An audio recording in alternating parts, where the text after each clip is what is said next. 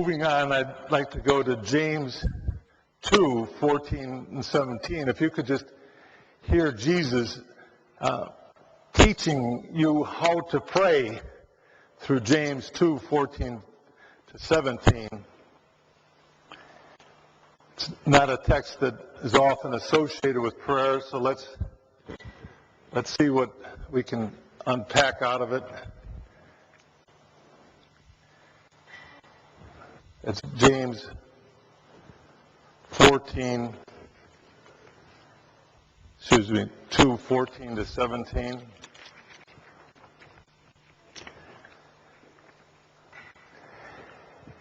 And I'm reading out of Elizabethan English. I hope you've got a modern Bible, but it says, "What doth it profit?" Or,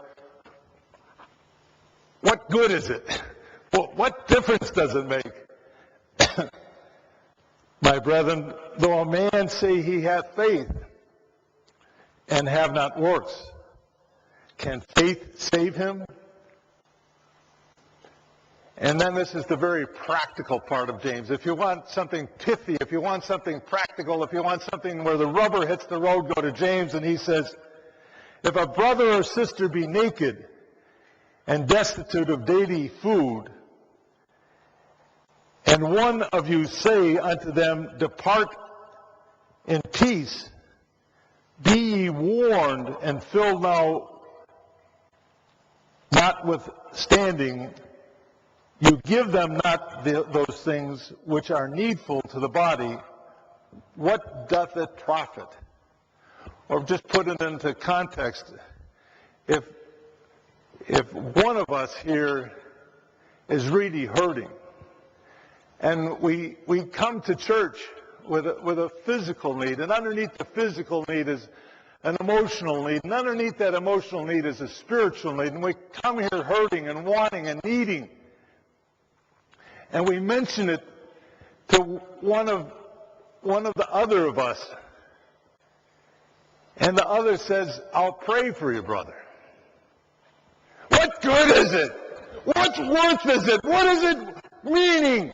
What difference does that make versus her getting on a bus and saying, "I got no money," and the bus driver says, "I'll pray for you, get off the bus." And so what we find is prayer. Prayer is more than being in our prayer closet. Prayer is more than those hands of the working man folded that are held up to other. Prayer is more than a faithful prayer. Prayer is more than asking other people to pray. Prayer is action. That's good. That's good. And what this is encouraging us to do is to live a life of prayer. This is the key here of how do we do it all the time.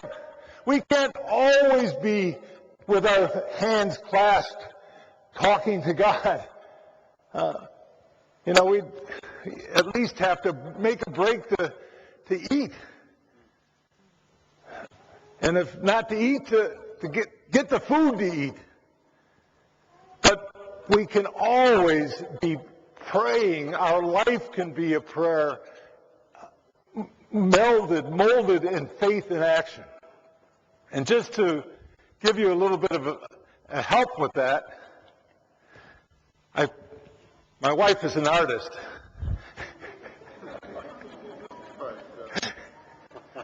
So I put my hand to a little art, and just putting like a three, if you could think of this as a three-footed stool, something that you could stand on, a triangle, which, by the way, is the basic shape. If you go back into history, one of the first shapes you're going to find is a triangle.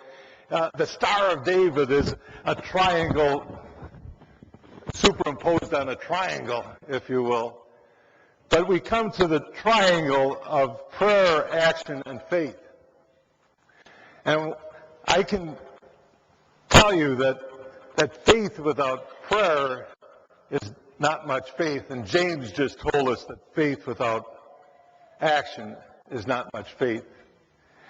But if you could just look at trying to wrap in your life all those three together, moving up the triangle toward faith. And if you thought of faith in God or God here, the more your prayers move to faith, the more you are centered in God, the more you move action up in faith, the more you're centered in God. Can you see that at all? That these things have to hang together. And the distance between here and here, prayer and action, narrows as we get closer and closer to God.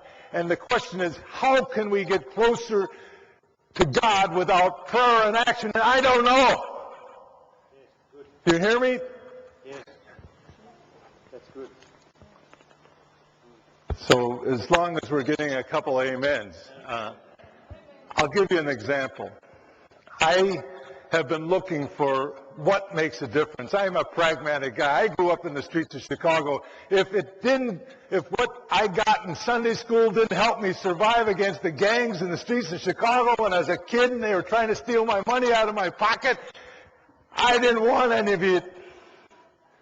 I was looking for survival. I had an alcoholic father. I was looking for love. And if it didn't work, I didn't want it. And so all of the time I've been looking for, does this church make a difference? Does this Bible verse make a difference? Does this activity make a difference? What works? And the thing that shocked me more in my life than anything else in the world was the fall of the Berlin Wall. If you remember that great, those of you that are graying at the temple might remember at the end of the Second World War, the Russians beat the Americans and the British to the front, and they took a line and they built a wall. And that was the Iron Curtain, if you will, the Great Wall. And it was a deadly wall because obviously to live in communism versus having a job and driving around in a Volkswagen, there was a lot of incentive to go from East Berlin to West Berlin. But there were snipers all along the wall that made a living just by being able to split a match with a bullet. And it was hard to get over or under or through that wall. Great amount of fear about that wall, and everybody held that wall with great awe. But there was one church, one pastor in Leipzig, which was the town on that wall, and he says, we can pray against that wall. So that on a weekday night, they would come with candles lit in the sanctuary, and they would pray, and they'd pray their hearts out. And the pastor said, we got to do more than prayer.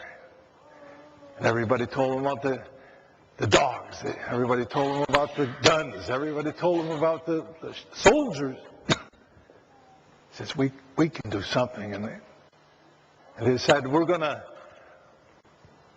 march out there in the wall.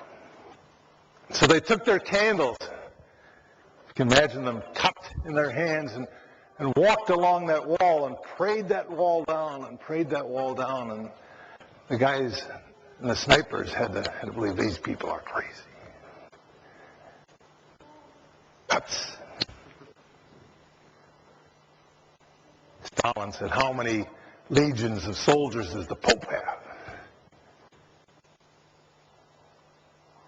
But it took on, and other churches started walking the wall with them.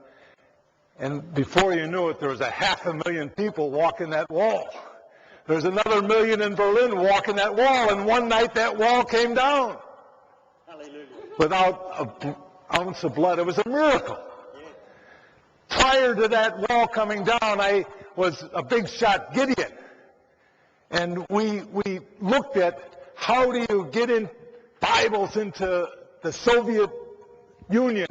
And just before that wall came down, we sent a group there to scout it out. They said, we can't even get gasoline to run our cars. How could we get gasoline to start camps in Russia. That wall is going to stay there forever, and we won't have camps there in our lifetime. And a couple of months later, the wall came down. A miracle. But that was, if you will, the molding of faith and action. Something futile, something impossible ended, if you will, by the grace of